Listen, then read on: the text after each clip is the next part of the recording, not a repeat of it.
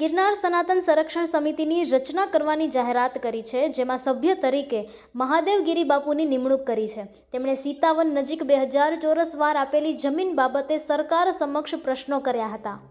સનાતન ધર્મની જય। આજે તારીખ 23ના રોજ જૂનાગઢ કલેક્ટર ઓફિસે એક આવેદનપત્ર આપવામાં આવ્યું। એનું મુખ્ય કારણ હતું કે ઘણા સમયથી આ ગિરનારમાં અવારનવાર કંઈક ને કંઈક બનાવો બનતા જ રહે છે। એમાંનો એક બનાવ એટલે સીતાવનની નજીકમાં જ 1-2000 વાર જમીન કોઈ ચોક્કસ સમુદાયને આપી દેવામાં આવી।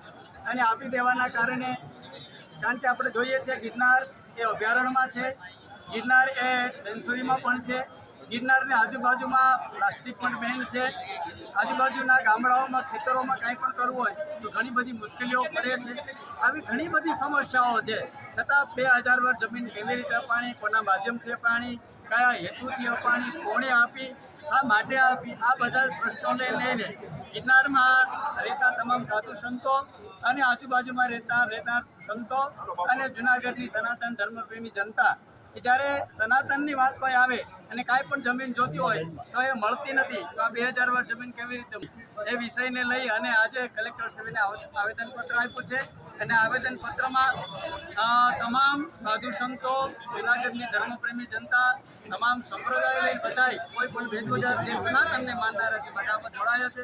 કારણ કે અવારનવાર ઘણા બધા પ્રશ્નો છે, પછી દત્તાત્રેય ભગવાનનો પ્રશ્ન હોય, નિર્માણ લાડુનો પ્રશ્ન હોય, કુંડોનો પ્રશ્ન હોય, જંગલનો પ્રશ્ન હોય, ગોરખનાથ ટૂંકનો પ્રશ્ન હોય, આ ઘણા બધા પ્રશ્નો આપણે બધાએ જોયા છે, અવારનવાર બનતા રહે છે।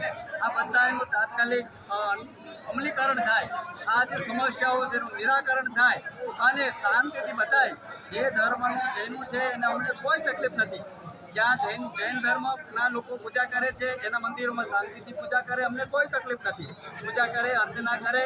આમ આપણે પણ જોયું છે કે આખા ગુજરાતમાં પગે ચાલીને જે જૈન ધર્મના સાધુ સાધ્વીઓ જ્યારે પધારે છે ત્યારે એના સંઘો હોય, પગપાળા ચાલતા હોય, એ બધી જ વ્યવસ્થા સનાતન ધર્મના લોકો કરે છે અને કરતા જ રહેવાના છે। કારણ કે અમારા હૃદયમાં તો વસુધૈવ કુટુંબની ભાવના રહેલી છે।